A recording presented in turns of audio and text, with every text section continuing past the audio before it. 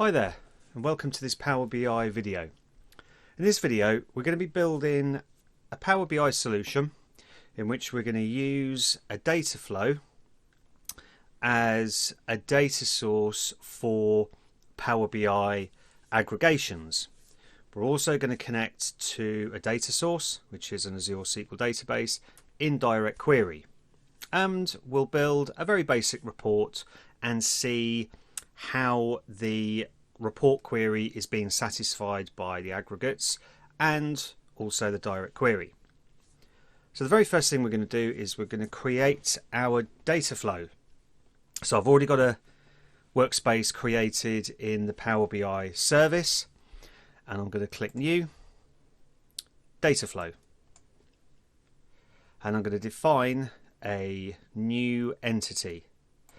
Now all the steps we're going to do within this video are non-premium, so as long as you've got a Power BI Pro account, that's enough to do the content in this video. I'm going to search for the Azure SQL database that we're going to connect to,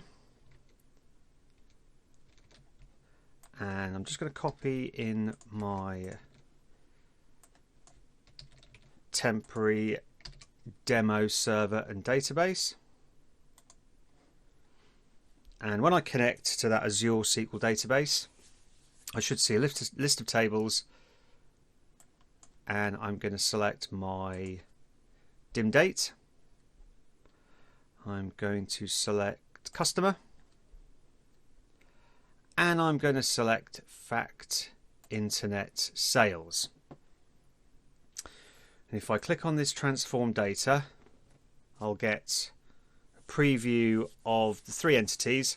Now what I'm going to do is I'm going to rename the entities, and then I'm going to switch to a new visual data prep view in Power Query within Dataflows. So this was released around the 12th, the 13th of November, and it gives you a way of visualizing your Power Query entities within a Dataflow.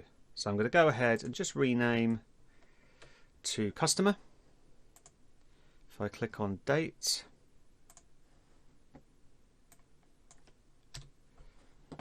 and if I click on the fact internet sales, and I'll just rename that to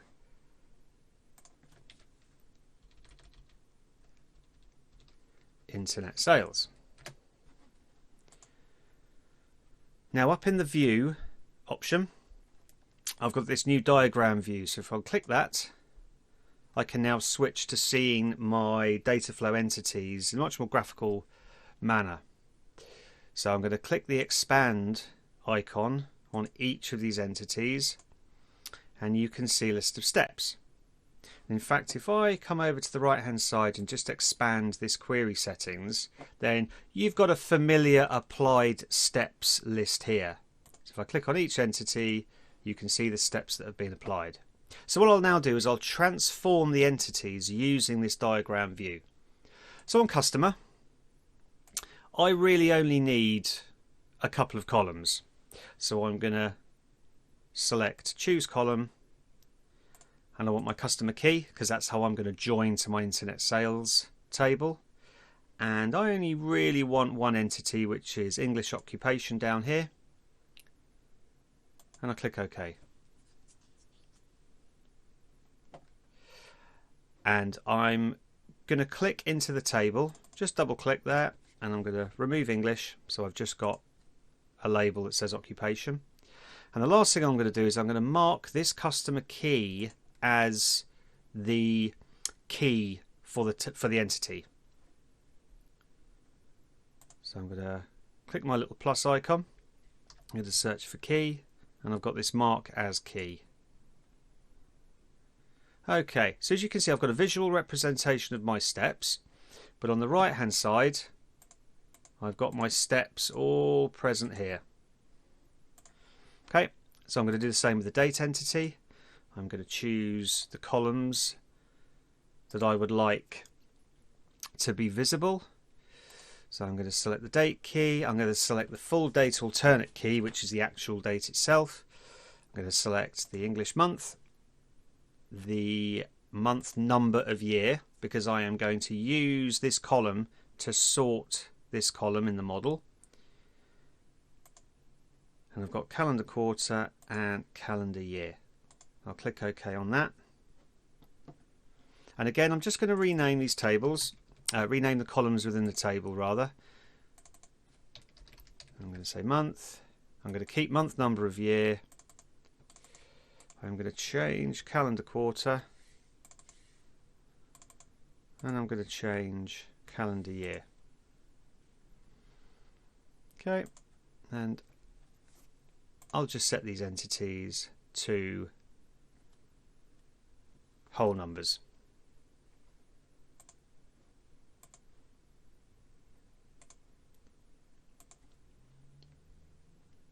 And then finally, I'll set the date key as the key to this particular entity. Okay, so that's the customer and the date entities transformed. I'm now going to transform this internet sales entity into an entity which I'm going to use as the basis for my aggregations within Power BI. So firstly, I'm going to GroupBy. I've got this GroupBy option. And if I click Advanced, I'm going to group by a single key. I'm just going to group by the order date key. So that means the resultant entity will have one column that it's going to use to group my measures. Okay, now my measures area down the bottom here, I'm going to rather my aggregate calculations. I'm going to use sum. I'm going to select order quantity, and I'm simply going to name the output order quantity. I'm going to do the same for sales amount. I'm going to sum the sales amount. If I click OK, that's now going to reduce that entity down to 3 columns, which is the order date, the order quantity, and the sales amount. And I'm just going to transform that order quantity to be a whole number, and just ensure that that sales amount is set to currency.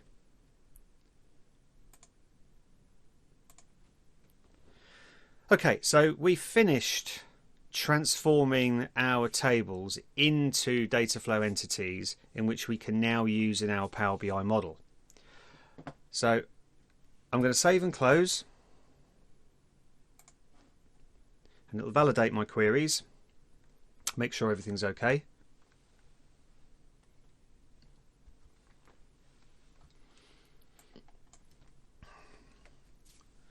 And hopefully when it all validates successfully, I'll be able to enter a name for my Dataflow.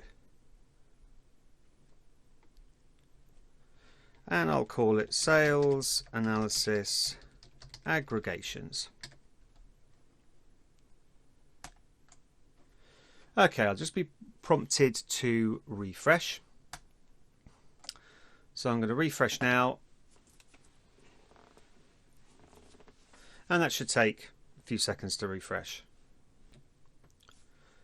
Okay, so now that my Dataflow has been created and refreshed successfully, we're going to switch to Power BI Desktop and we're going to connect to that Dataflow.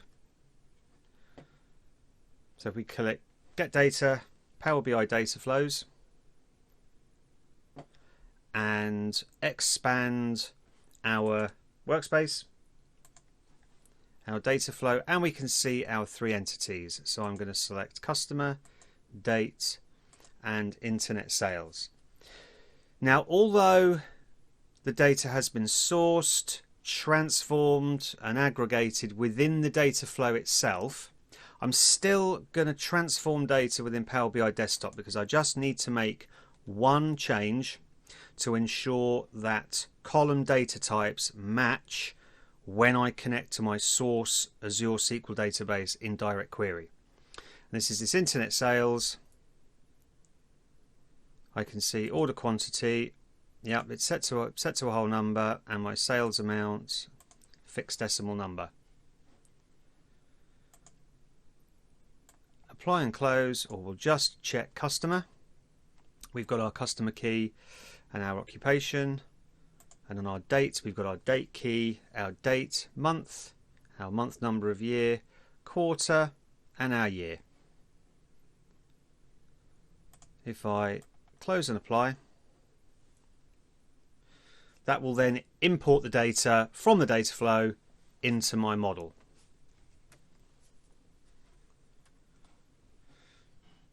So now what we'll do is we'll switch to the model view, and as of the Power BI Desktop November 2020 release, I'm now prompted to upgrade my model view. Now this is recommended, so I'm going to click upgrade now, because we've got these little keys on the tables to tell us what connection type we have to our data source. Now for customer, date and our sales tables, we have this little symbol which means that we're importing the data from that data source. So now we're going to set up our basic model before we bring our Azure SQL database table in via DirectQuery. So on our customer table, we'll click customer key. Under advanced, we're just going to make sure that it is not aggregating. We'll do the same for date, month number, quarter and year.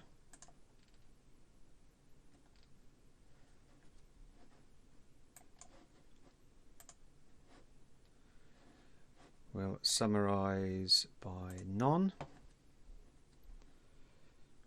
And order date key. We'll select that. Click advanced. And we won't summarize. We'll also just rearrange the tables here, and we'll create a relationship between the date table and the internet sales table.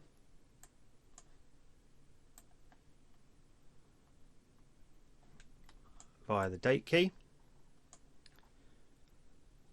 And we're just going to change this relationship because at the moment it's set to 1-to-1.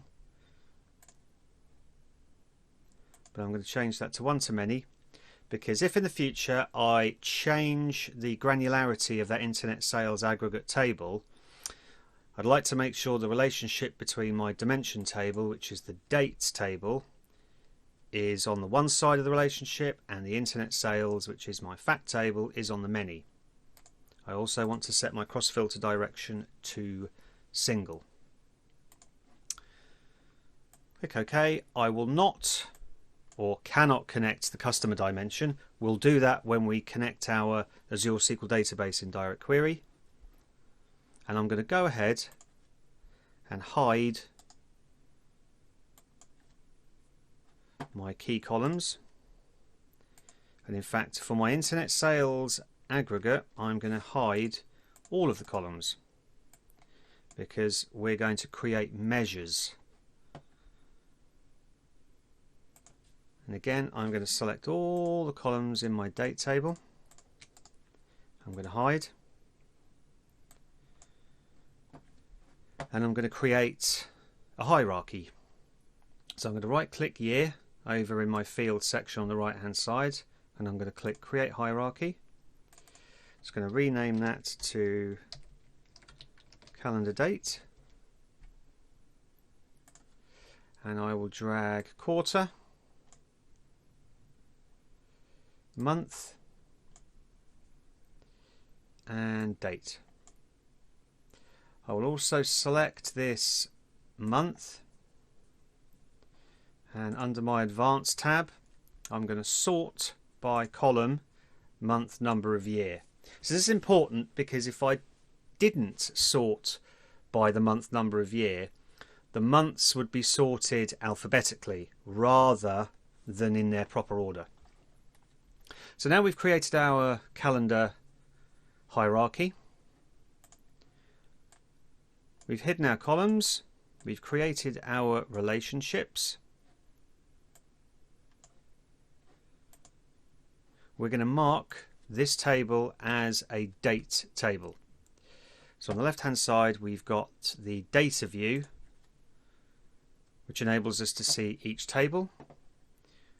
I'll click date, and then up in the menu bar I've got a markers date table option. So I'll click that.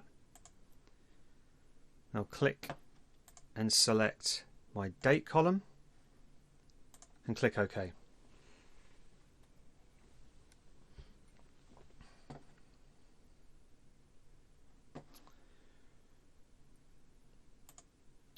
Okay, so now we've created our basic model. We're now going to connect to the Azure SQL database again. It's the same database that we connected to using our Dataflows, but this time we're going to connect in DirectQuery, which means that any query that is being satisfied or can't be satisfied by the aggregations will use the live connection to the Azure SQL database. So if we open our Power Query window, and we're going to connect to a new source.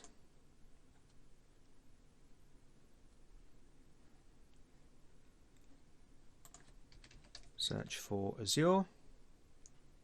We've got Azure SQL database. So after we've put in our server and database options, we're going to click this Direct Query option. Click OK.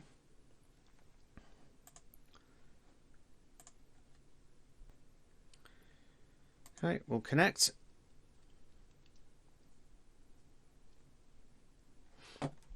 Okay, so now we've connected back to our Azure SQL database.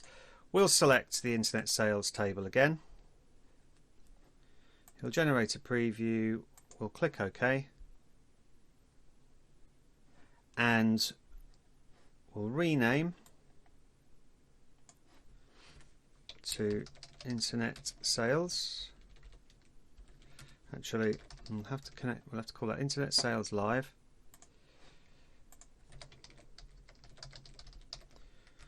Call this table Internet Sales Aggregations.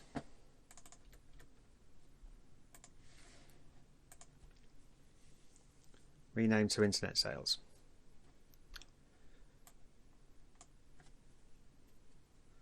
So in fact, what we'll do is we're going to go back to our data flow just to update the name of that data flow to be Internet Sales Aggregations.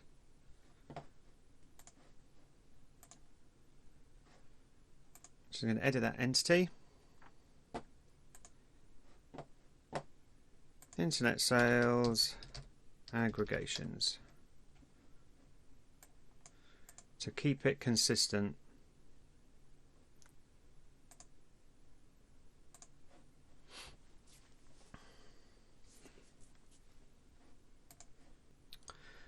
Okay, so we've updated our data flow.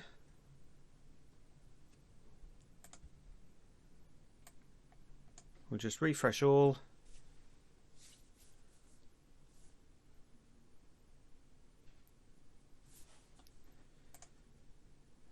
Okay, we're just going to click into the advanced editor here, and we're just going to update the name of the table. And we've got a connection. So on our Internet Sales Direct Query table, we're going to choose columns. We're going to unselect.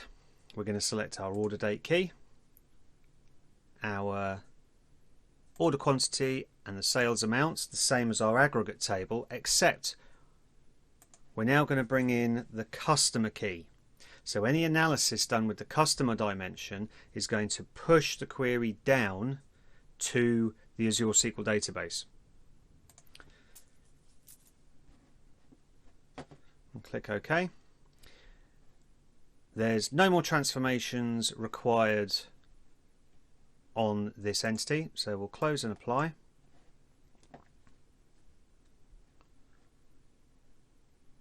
And this is one of the considerations with a composite model in which we're bringing together multiple data sources in DirectQuery. All we can do is that some data from some data sources may be moved to other data sources during the DirectQuery processing operation. So that's a consideration.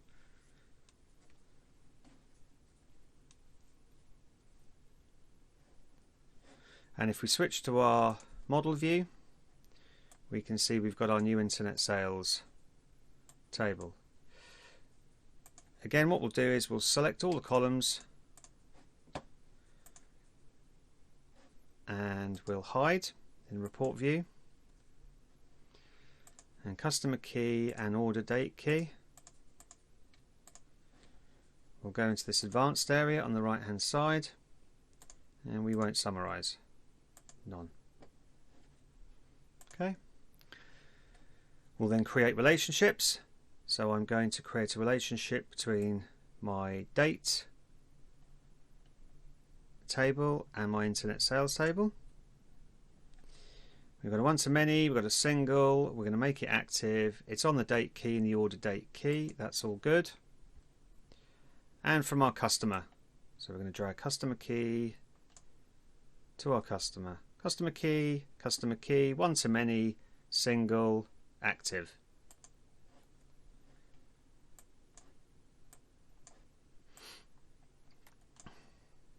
Okay, so now what we'll do is we'll create our aggregations in our aggregate table and use our DirectQuery table for detail. So the way I do that is I'm going to select my aggregate table and I'm going to click Manage Aggregations. Okay, so I'm just going to check that my aggregation table is set to the Internet Sales Aggregations. Then I'll set the properties. So the aggregation column order date key I need to group by, because that's what I'm going to do to aggregate my data. The detail table is internet sales and the detail column is the order date key. Okay, so it matches between my aggregate table and my DirectQuery table. My order quantity, I am going to check for a sum calculation, and the detail table is going to be the order quantity. So when I have a DAX calculation that is going to sum the order quantity using the date dimension, it's going to use the aggregate table. In my sales amount, I'm going to sum and select my internet sales as the detail table and the sales amount. Once I hit apply all, this table is now invisible because I'm going to create, or rather hidden to the report viewer. So now I'm going to create some aggregations that will either be returned from the aggregate table or the DirectQuery table. So if I go back, I can do it from the model view, which is I'm going to create a new table. I'm just going to click this enter data and I'm going to call this measures because I'm going to create a separate measures table.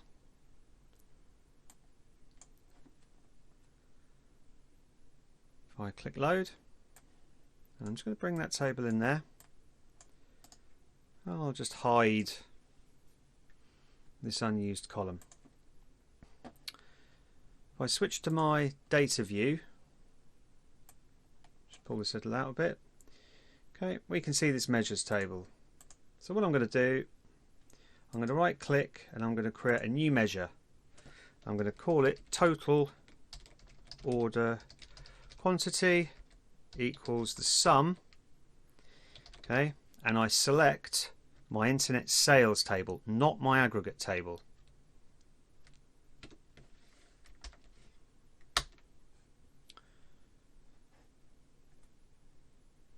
I will do the same for my sales amount, so total sales amount equals the sum, and again I'm connecting to my DirectQuery. If I save that, I'll then just format, so my order quantity is a whole number separated by 1,000 separator, and my total sales amount is currency, and I'll just set it to English.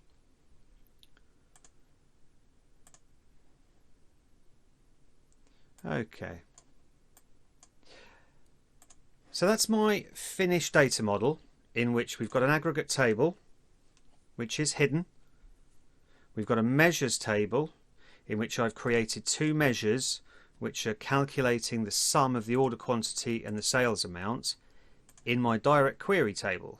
However, my date table can satisfy a query using the aggregate table, but my customer will be satisfied by the DirectQuery table. So if we switch to the report view, and what we'll do is I'm going to click View and Performance Analyzer. I'll drag that over here. I'm just going to start recording. I'm going to click my total order quantity and my calendar date.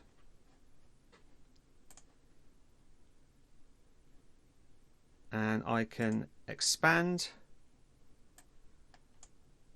my query here in the Performance Analyzer. Okay, if I copy that query,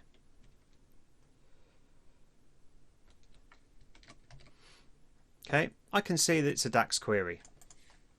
However, if I bring the same measure in